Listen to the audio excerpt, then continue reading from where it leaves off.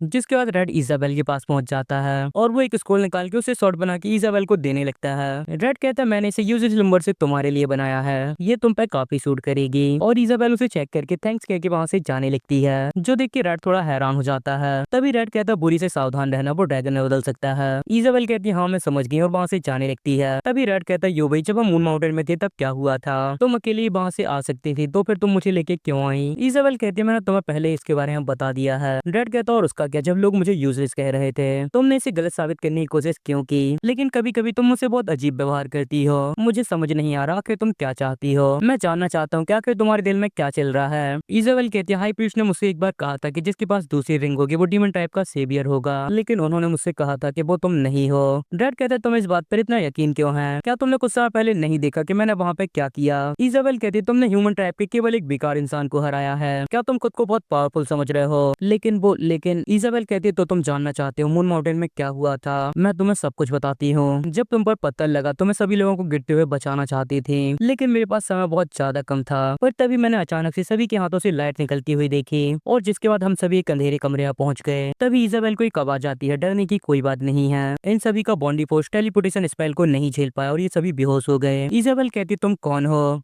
तभी हम वहां दो शैडो को देखते हैं, उनमें से एक कहते हैं मिले हुए काफी लंबा समय हो गया, जिसे देख के इजाबेल सोचती है तो भाई बेवकूफ है। तभी उसके साथ का बंदा कहता है मैं हूँ ब्योनाई किंगडम की रॉयल एकेडमी का प्रिंसिपल बेस्ली आंद्रे, तुमसे मिलके काफी अच्छा लगा डीमन क्वीन। जो सुन के इजाबेल सौंक हो जाती है और अपनी तलवार निकाल लेती है, तुम मेरी ट्रू आइडेंटिटी जानते हो। आंद्रे कहते हैं एम्पायर की दीवार को मार्टिन द्वारा बनाया गया था, लेकिन मैं ही वो इंसान हूँ जिसने इन पर प्रोटेक्शन स्पेल लगाया है। मैं एम्पायर के अंदर आने वाले और बाहर जाने वाले हर एक इंसान को जानता हूँ, लेकिन मेरे डीमन टाइप के साथ भी कुछ संबंध है। मैं पहले भी तुम्हारे घर पे कई बार जा चुका हूँ। और वो मैजिक बॉल में कुछ दिखाने लगते हैं, जो देख के इजाबेल हैरान हो जाती है। आंद्रे कहते हैं उस समय मैं तुम्हारी फादर का काफी अच्छा दोस्त था और मैजिक बॉल में इजाबेल के फादर और प्रिंसिपल साथ में होते हैं, जिसे देख के इजाबेल हैरान हो रही होती है। लेकिन जब कोई विशेष मुद्दा सामने आया तो हमारी सोच अलग हो गई, जिसके बाद हम नहीं मिले।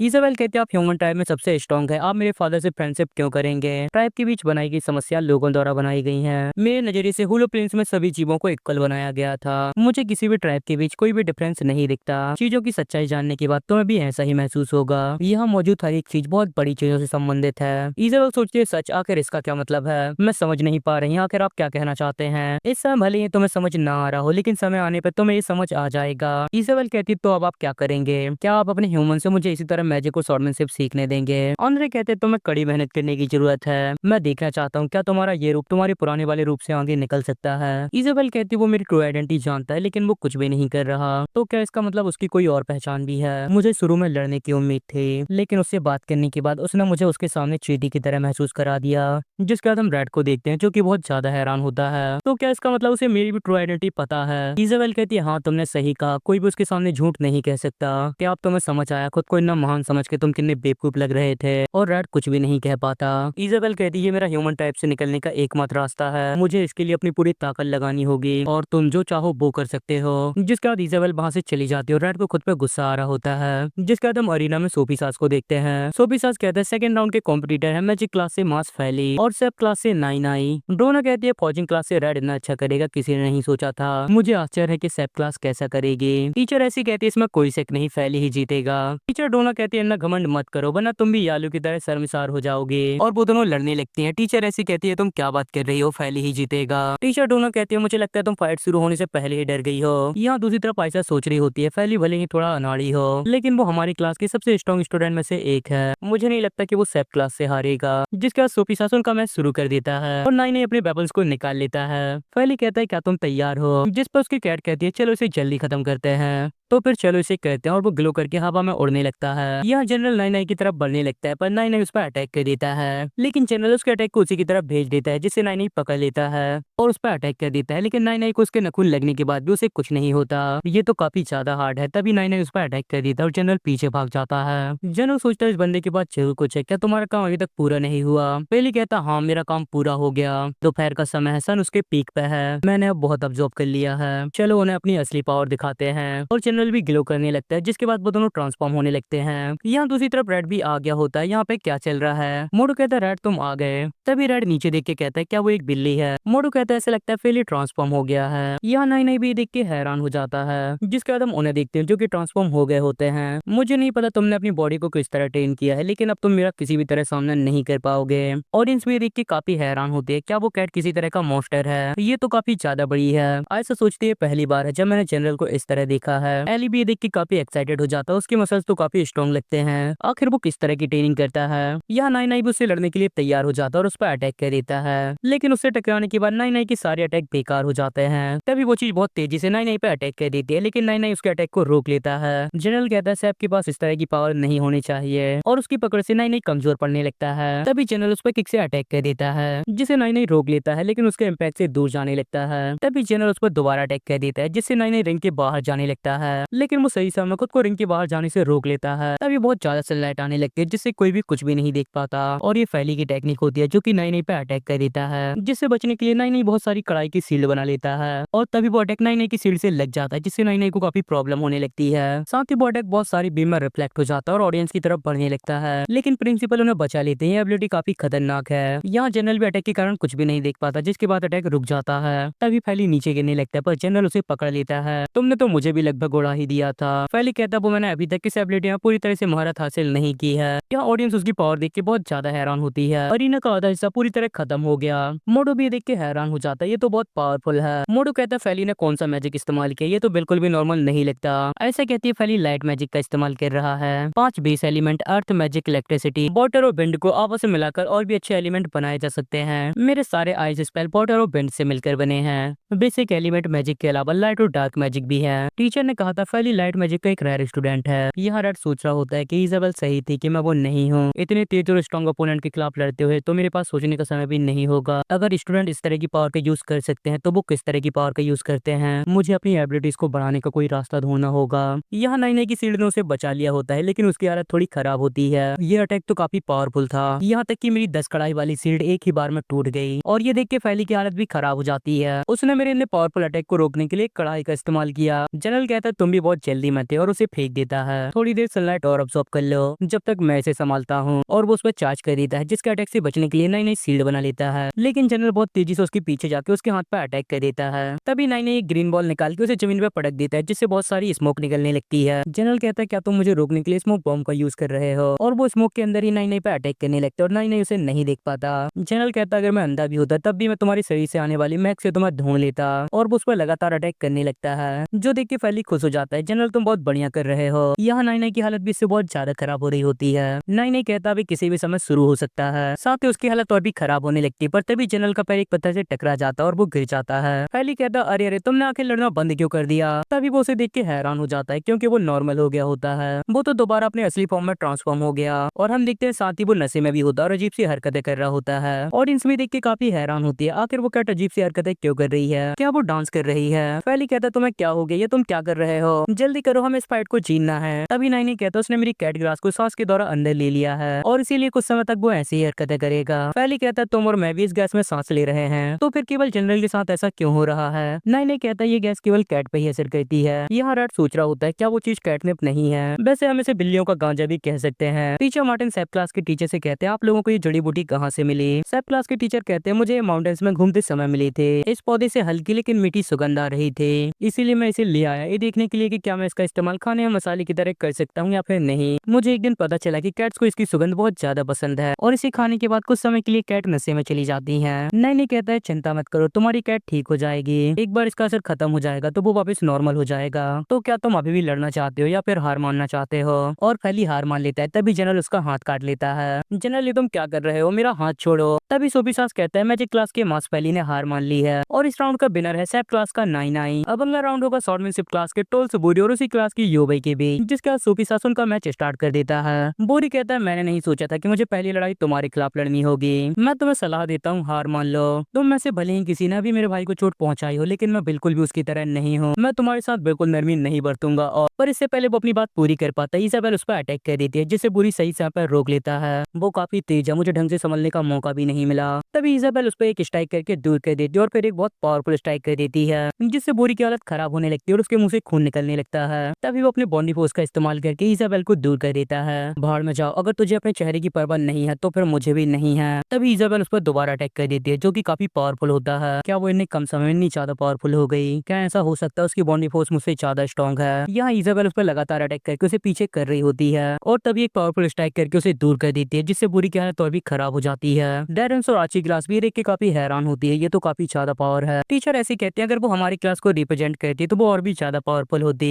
टीचर डोना कहती है उस पर शॉट ज्यादा अच्छी लगती है और सोचने लगती है मुझे केवल इस बात की चिंता है कहीं फिर से वैसा कुछ ना हो जाए। मोटो कहता है वो तो शॉर्टमैनशिप में बहुत ज्यादा अच्छी है। ऐसा कहती है यहाँ तक कि अपोनेंट के पास काउंटर अटैक करने का मौका भी नहीं है। रेड सोच रहा होता है भले उसने अपनी मैजिक पावर खो दी हो, पर फिर भी आखिर वो एक डीमन क्वीन ही है। यहाँ इजाबेल उस पर लगातार अटैक कर रही होती है और बुरी हार की कगार पर होता है। तभी वो इजाबेल के अटैक को रोक लेता है, जो देख के इजाबेल हैरान हो जाती है और उस पर दोबारा अटैक करती है, लेकिन वो उसके अटैक को काफी आसानी से रोक लेता है और ट्रांसफॉर्म होने लगता है। अब तुम बहुत ज्यादा परेशान कर रही हो, मैं कॉन्फिडेंस के साथ कह सकता हूँ तुम्हें कुछ पावर तो है। जिसके बाद वो पूरी तरह अपने ड्रैगन फॉर्म में ट्रांसफॉर्म हो जाता है, साथ ही उसकी स्वॉर्ड भी ट्रांसफॉर्म हो जाती है। एली हैरान होकर कहता है वो भी ड्रैगन में बदल सकता है। मोटो कहता है आखिर वो ट्रांसफॉर्म होने के बाद इतने बदसूरत क्यों दिखते हैं? बोरी कहता है तुम मेरी मिस्टेस क्यों नहीं बन जाते हैं? हम दोनों साथ में स्वॉर्डमैनशिप की ट्रेनिंग करेंगे, ये उस यूजुअल स्लम्बर के साथ रहने से ज्यादा मजेदार होगा। और तभी मोटो और बाकी लोग उसे मारने के लिए इजाबेल को चेयर करने लगते हैं और तभी इजाबेल भी उस पर अटैक कर देती है, पर बोरी उसके अटैक को रोक लेता है। मैं अभी भी उससे आने वाली असीम पावर को महसूस कर सकता हूँ और वो इजाबेल को दूर कर देता है। अब मैं इस पूरी जगह को थोड़ा बदसूरत बनाने जा रहा हूँ और वो इजाबेल पर अटैक कर देता है, लेकिन इजाबेल उसके अटैक से बच जाती है और उसका अटैक इतना पावरफुल होता है कि रिंग को चीरते हुए ऑडियंस के पास जाने लगता है, पर वो बैरियर के कारण बच जाते हैं और उसकी पावर्स को देख के सभी लोग हैरान हो जाते हैं। तभी वो इजाबेल पर दोबारा अटैक कर देता है। रेड कहता है यो भाई ध्यान से, पर वो अटैक इजाबेल की तरफ बढ़ रहा होता है। तभी इजाबेल की आंखें ग्लो करने लगती है और एक ब्लास्ट हो जाता है, जो देख के बोरी की आंखें फटी की फटी रह जाती हैं, क्योंकि इजाबेल ने उसके अटैक को केवल एक ही हाथ से रोक लिया होता है और उसके चारों तरफ एक डार्क ऑरा निकल रहा होता है। रेड सोचता है बिल्कुल नहीं, क्या ये क्वीन की पावर है? टीचर्स भी ये देख के बहुत हैरान हो जाती हैं। दोनों सोचते हैं बिल्कुल नहीं, जिसका डर था वही हो गया। टीचर ऐसे कहते हैं आखिर किस तरह का बॉडी फोर्स है? प्रिंसिपल इसे देख के स्माइल कर रहे होते हैं और बाकी लोग इसे देख के बहुत ज्यादा हैरान हो रहे होते हैं। बोरी की भी हालत बहुत ज्यादा खराब हो जाती है। बिल्कुल नहीं। तभी इजाबेल उसे पीछे कर देती है। बोरी कहता है नहीं, बिल्कुल नहीं, बिल्कुल नहीं, ऐसा बिल्कुल भी संभव नहीं है। तुम जैसा इंसान मेरे ड्रैगन फॉर्म के अटैक को कैसे झेल सकता है? और वो अपने एक बहुत पावरफुल अटैक को तैयार करके इजाबेल पे अटैक कर देता है। तभी इजाबेल भी उस पर अटैक कर देती है और उसकी शॉट के साथ साथ उसके हाथ को भी काट देती है, जिससे बुरी बहुत बुरी तरह से घायल होकर गिर जाता है और सभी लोग इजाबेल को चेयर करने लगते हैं। मोटो कहता है ये तो बहुत अच्छा हुआ, तुम दोनों अगले राउंड में चले गए। डैड कहता है मुझे अपने मैच जीतने के लिए और भी ज्यादा कड़ी मेहनत करनी पड़ेगी। योबे ने तो बहुत आसानी से जीत हासिल कर ली। यहाँ टीचर टूना सोच रही होती है ये दोनों मेरे ही स्टूडेंट हैं, लेकिन बोरी को उसकी एबिलिटी पे कुछ ज्यादा ही भरोसा था, ये काफी शर्मनाक है। यहाँ इजाबेल अपना मैच जीत के जा रही होती है, तभी कोई उसे रोक लेता है और ये टोल्स बूनो होता है। क्या तुम मेरे फैमिली मेंबर को चोट पहुंचा के यहाँ से ऐसे ही जाना चाहती हो? और वो उस पर चार्ज कर देता है, लेकिन तभी एक चाबुक आके उसके पंच को रोक लेता है और ये रेनिस की बेटी होती है, ये सब बंद करो। बूनो कहता है ये तो तुम हो, अब तुम्हें क्या चाहिए? अगर तुम अपनी हार नहीं मान सकते तो लड़ना छोड़ दो। तूने क्या कहा? ये एटीट्यूड क्या है? तुम बस एक गुलाम की उपज हो,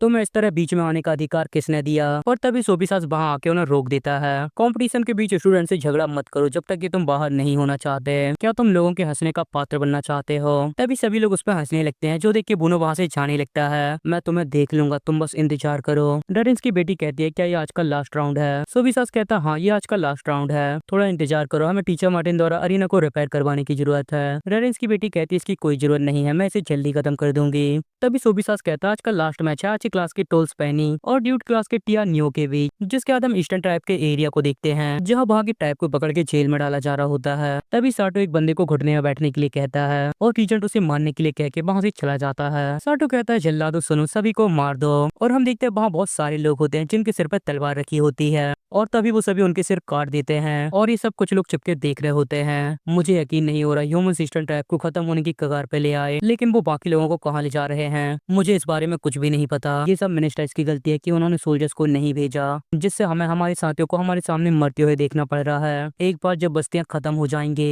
तो ह्यूमंस अपनी बॉर्डर को हमारी ओआरसी ट्राइब की बॉर्डर के ठीक सामने ले आएंगे। ये सब उस इंसान की गलती है। जिसके बाद हम दोबारा अरीना में देखते हैं जहाँ ऑडियंस बहुत ज्यादा हैरान होती है अभी यहाँ क्या हुआ, क्या वो लड़का मरने वाला है? और हम देखते हैं ड्यूट क्लास की लड़की की हालत बहुत ज्यादा खराब होती है क्योंकि पेनी ने उसे अपनी चाबुक की हेल्प से लटका रखा होता है और तभी ड्यूट क्लास का बंदा अपनी हार मान लेता है। ड्यूट क्लास के टीचर कहते हैं आखिर वो लड़की इस तरह की स्किल के साथ एक स्टूडेंट कैसे है, आखिर वो चाबुक क्यों चला रही है, क्या वो तुम्हारी स्टूडेंट नहीं है। आर्ची क्लास का टीचर कहता है ऐसा कोई नियम नहीं है कि वो चाबुक या फिर कोई और वेपन नहीं चला सकती, उसकी एबिलिटी चाबुक चलाना है। क्या तुमने एकेडमी में कोई चाबुक चलाने वाली क्लास देखी है। टूर्नामेंट का उद्देश्य हर एक स्टूडेंट के एबिलिटी और टैलेंट को प्रदर्शित करना है और ये बेशक किसी रूल का उल्लंघन नहीं है। यहाँ पेनी इस राउंड को जीत जाती है और वहाँ से जाने लगती है। रेड भी ये देख के बहुत ज्यादा हैरान होता है, वो तो एक और स्ट्रॉन्ग स्टूडेंट है, शायद वो इजाबेल के लिए एक अच्छी अपोनेंट साबित हो सकती है। तभी वो इजाबेल को देखते हैं जो कि टीचर डोना से बात कर रही होती है। आखिर वो किस बारे में बात कर रही हैं। तभी सोफिसास कहता है पहले दिन के सारे मैच समाप्त हो गए हैं, बाकी बचे 8 कॉम्पिटिटर का मैच कल होगा। जिसके बाद रात हो जाती है और हम स्टूडेंट्स के रेजिडेंस को देखते हैं। रेड अपनी आंखें बंद करते हुए अंदर आता है। इजाबेल क्या तुम अपने कपड़े बदल रही हो। पर जैसे ही वो अपनी आंख खोलता है वहाँ कोई भी नहीं होता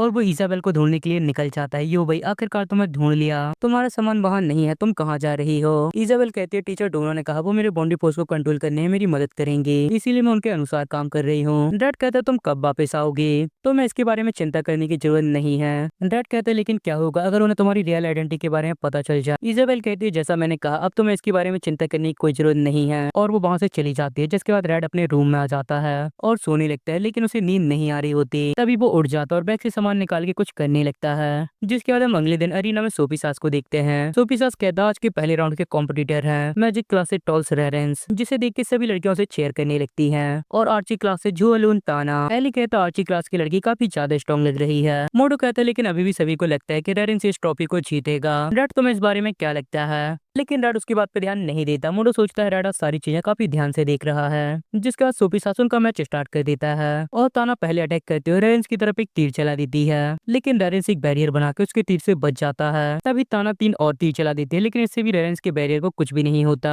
इस तरह के हमले उसके खिलाफ किसी भी काम के नहीं है, तो फिर मुझे इसे आजमाना चाहिए। और तभी वो एक तीर हवा में चला देती है जो कि बहुत सारे तीरों में बदल जाता है और वो सभी तीर रेरेंस के ऊपर गिरने लगते हैं, लेकिन उसके बैरियर के कारण उसे कुछ भी नहीं होता। लेकिन तभी उसके बैरियर में क्रैक पड़ने लगते हैं और बैरियर टूटने लगता है। पर तभी रेरेंस अपनी बेंड एबिलिटी का यूज करके एक बहुत बड़ा साइक्लोन बना लेता है जिससे सारे तीर डिस्ट्रॉय हो जाते हैं। ताना कहती है अगर मुझे उसे हराना है तो मुझे अपनी पूरी पावर का यूज करना होगा, और वो अपनी सबसे पावरफुल अटैक को तैयार करके रेरेंस की तरफ लॉन्च कर देती है, जो कि रिंग को चीरता हुआ सीधा रेरेंस को जाके लगता है। ताना कहती है क्या हुआ, अगर तुम मरे नहीं हो तो तुम्हें बहुत ज्यादा चोट आई होगी, लेकिन रेरेंस को केवल एक खरोच आई होती है। रेरेंस कहता है क्या तुमने स्टार्ट में अपनी सारी स्ट्रॉन्ग एबिलिटी का यूज कर लिया। तभी डस्ट हट जाती है और हम देखते हैं ताना के अटैक से वो जगह डिस्ट्रॉय हो गई होती है, लेकिन रेरेंस बिल्कुल सही सलामत था, उसने मेरी सबसे स्ट्रॉन्ग एबिलिटी को ब्लॉक कर दिया। रेरेंस कहते हैं काफी शर्म की बात है कि तुम्हारा पहला सामना मुझसे हुआ, तुम्हें उसी समय हार मान लेनी चाहिए थी जब तुम्हें पता चला कि मैं तुम्हारा अपोनेंट हूँ। यह ताना सोच रही होती है मुझे इसे फिर से करना होगा और वो अपना अटैक तैयार करने लगती है, लेकिन तभी वहाँ इलेक्ट्रिसिटी आने लगती है। मेरा शरीर इतना हिल क्यों रहा है, मेरे बाल आखिर ऊपर क्यों जा रहे हैं। टीचर डोना कहती है क्या तुमने उसे ए एबिलिटी भी सिखाई है, और टीचर ऐसी हंसते हुए हाँ कहती है। जिसके बाद हम अरीना के ऊपर देखते हैं जहाँ बहुत सारे काले बादल आ गए होते हैं जिनसे इलेक्ट्रिसिटी निकल रही होती है। ताना कहती है क्या रेरेंस ने ऐसा किया है, मेरा पूरा शरीर सुन्न हो गया है, मैं बिल्कुल भी नहीं हिल पा रही, और तभी उसके पसीने छूटने लगते हैं। रेरेंस कहता है तुमने मुझे चोट पहुंचाई, लेकिन क्या तुम इतना ही कर सकती हो।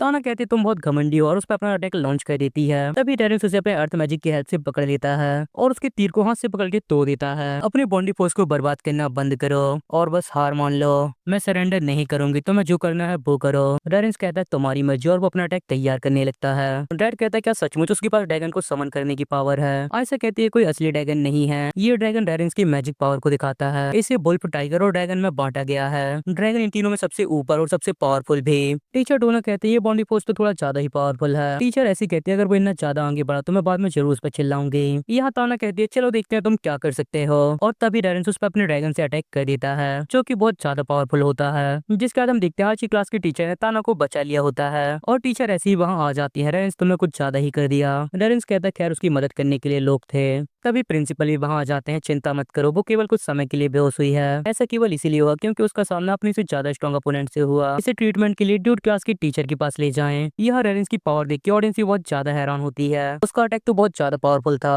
और मोडो भी देख के बहुत ज्यादा डर जाता है। ये तो बहुत ज्यादा डरावना है, मुझे टूर्नामेंट के इस राउंड में आना ही नहीं चाहिए था। तभी आयशा कहती है अगर हमारा सामना उससे हुआ तो हमें सरेंडर कर देना चाहिए। मोडो कहता हाँ तुमने सही कहा, यही सबसे अच्छा होगा। एली कहता है इसमें बहुत मजा आएगा अगर मेरा पहला राउंड उसके साथ हो। रेड कहता तुम तुम काफी पावरफुल हो, शायद तुम उसके खिलाफ मुकाबला कर सकते हो, लेकिन ये मत भूलना कि मैं भी तुम्हारा एक अपोनेंट हूँ। एली कहता है बिल्कुल, जब ऐसा होगा तब मैं बिल्कुल भी होल्ड बैक नहीं करूंगा। तभी सोफिसास कहता है अब आज का दूसरा राउंड होगा, जो होगा कॉम्बैट क्लास के एली और पोस्टल क्लास की मैली के बीच। तभी रेड वहाँ से जाने लगता है। मोटो कहता है क्या तुम मैली की फाइट नहीं देखोगे? रेड कहता मुझे विश्वास है एली ही जीतेगा। यहाँ उनकी फाइट स्टार्ट हो जाती है, लेकिन एली का एक भी पंच मैली को नहीं लगता।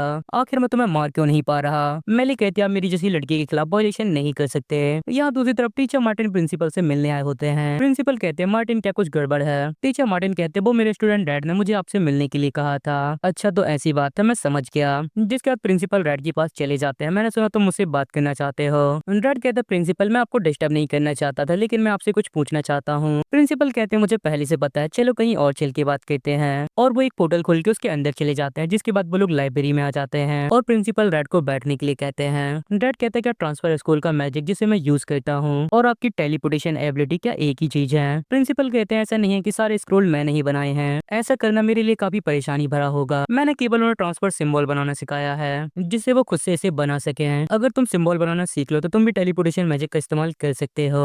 रेड सोचता है ये इंसान तो फ्री मैजिक सिखा रहा है, ये इतना भी बुरा नहीं है। प्रिंसिपल कहते हैं इसके लिए तुम्हारा धन्यवाद। रेड कहता है क्या आपने अभी मेरा दिमाग पढ़ा? प्रिंसिपल कहते हैं जब मैं ऐसा कहता हूँ तब मैं ये जानबूझकर नहीं कहता। एक बार जब तुम मेरे लेवल तक पहुंच जाओगे तो तुम ना चाहते हुए भी दूसरे लोगों के दिमाग को पढ़ लेते हो। यही कारण है कि जब रिलेशनशिप की बात आती है तब लड़कियां मुझसे दूर भागती हैं। रेड कहता है क्या ये परेशान करने वाला नहीं है? प्रिंसिपल कहते तुम पहले इंसान हो जिसने मुझसे ऐसा कहा है। बाकी लोग आमतौर पर इस एबिलिटी को चाहते हैं और वो इससे नफरत भी करते हैं। ये सच में काफी परेशान करने वाली है। रीजेंट इसी वजह से मुझे सबसे ज्यादा नापसंद करता है। रेड कहता वो आपको केवल इसलिए नापसंद करते हैं क्योंकि उनके पास कुछ ऐसा है जिसे वो जनता से छिपाना चाहते हैं। प्रिंसिपल कहते तुम सच में काफी स्मार्ट लगते हो। तुम यहाँ इसलिए हो क्योंकि तुम जानना चाहते हो पिछले दिन क्या हुआ था। रेड कहता हाँ हाँ मैं यही जानना चाहता हूँ। तभी प्रिंसिपल कहते तुम इस दुनिया से नहीं हो और तुम यहाँ आने के बाद से यहाँ से जाना चाहते हो। रेड कहता क्या आप वापस मुझे मेरी दुनिया में भेज सकते हैं? प्रिंसिपल कहते मैं अकेले अपने बॉडी फोर्स के साथ ऐसा नहीं कर सकता। रेड कहता आप ऐसा नहीं कर सकते जबकि आप बहुत ज्यादा पावरफुल हैं, लेकिन तुम्हारे शरीर में कुछ ऐसी चीज है जो ऐसा कर सकती है। तो क्या वो चीज ये है? ये अंगूठी।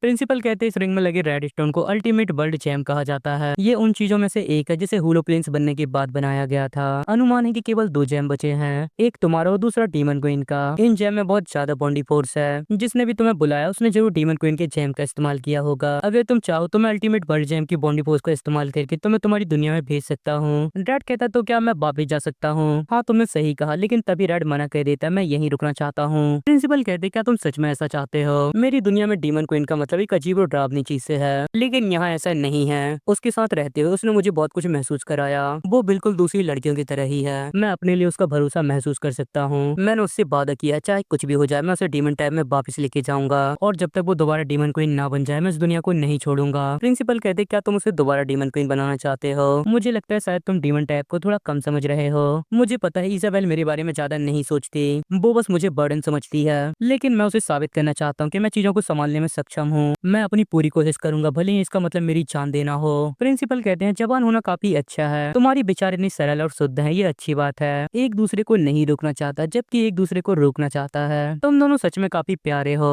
रेड कहता आपका क्या मतलब है? क्या तुम नहीं जानना चाहते उस दिन क्या हुआ था? चलो मैं तुम्हें बताता हूँ। जिसके बाद हम फ्लैशबैक देखते हैं। इजाबेल कहती चूंकि आप पहले से सब कुछ जानते हैं तो क्या इसका मतलब ये नहीं है कि आप हमें वापस भेज सकते हैं? प्रिंसिपल कहते हैं हमें क्या तुम्हारा मतलब है कि तुम उसे कॉम्पिटिशन में वापस ले जाना चाहती हो? इजाबेल कहती है आपने सही कहा, हमने एक दूसरे से वादा किया है कि हम सब कुछ एक साथ करेंगे। प्रिंसिपल हंसते हुए कहते हैं लेकिन ये बच्चा इस दुनिया को एक खेल से ज्यादा कुछ नहीं समझता। तुम ही वो इंसान हो जिसे धोखा मिला, तुम ही वो इंसान हो जिसे अपना सियासन वापस चाहिए। क्या तुम इस दुनिया के भविष्य की घटनाओं को एक इंसान पर थोपने जा रही हो? इजाबेल कहती है बिल्कुल सही, मैं भी बहुत कोशिश कर रही हूँ। तभी प्रिंसिपल कहते हैं मेरे पास एक आइडिया है जिससे अपनी दुनिया में वापस लौट सकता है, लेकिन क्या तुम इसे जाने दोगी? वो आखिरकार एक दिन अपनी दुनिया में वापस लौट जाएगा। क्या तुम इस गिल्ट में जियोगी कि वो तुम्हारे मामले में शामिल होने की कोशिश में घायल हुआ? उस पर तुम्हारी जिम्मेदारी उठाने का भी कोई दबाव नहीं है। तभी इजाबेल कहते हैं कृपया हमें मून माउंटेन में वापस भेज दीजिए। प्रिंसिपल कहते हैं क्या तुम इसे इसी तरह माउंटेन के ऊपर ले जाना चाहती हो? इजाबेल कहती है हाँ आपने सही कहा, हर कोई सोचता है कि ये यूजलेस लिम्बर है, यहाँ तक कि मेरे लोग भी, लेकिन मुझे ऐसा नहीं लगता। मुझे लगता है कि मैं इसके बारे में गलत थी। यहाँ आने से पहले इसकी खुद की एक जिंदगी थी, लेकिन वो मेरे कारण इस दुनिया में फंस गया। इसने मेरी मदद करने के लिए कड़ी मेहनत की और मुझे बचाने के चक्कर में खुद भी चोट खा ली। मेरा आगे का रास्ता बहुत खतरनाक होने वाला है, इसीलिए मुझे लगता है कि अब समय आ गया है, मुझे इसे खुद से दूर कर देना चाहिए। लेकिन मैं इसे यहाँ मरने के लिए नहीं छोड़ सकती। मैं इस टूर्नामेंट का पहला पार्ट इसके साथ खत्म करना चाहती हूँ क्योंकि हम दोनों ने वादा किया है इसे ऊपर ले जाकर इसने मेरे साथ जो भी किया है मैं उसका एहसान चुका सकती हूँ और पहला राउंड खत्म होते ही मैं इससे दूर हो जाऊंगी। जिसके बाद हम देखते हैं इजाबेल सॉर्ड और चैन की हेल्प से ऊपर जा रही होती है, लेकिन बीच रास्ते में उसकी सॉर्ड नीचे गिर जाती है, वो लोग भी नीचे गिरने लगते हैं, पर इजाबेल किसी तरह उनको संभाल लेती है और अपने हाथों का यूज करके ऊपर चढ़ने लगती है, जिससे उसके हाथ भी घायल हो जाते हैं। प्रिंसिपल कहते हैं उस दिन तुम्हारे बेहोश होने के बाद ये सब हुआ था, और ये सुन के रेड रोने लगता है। तो वो मेरे साथ रूड बिहेव इसीलिए कर रही थी जिससे वो मुझे खुद से दूर कर सके। प्रिंसिपल कहते हैं तुम दोनों एक दूसरे से बात क्यों नहीं कर लेते,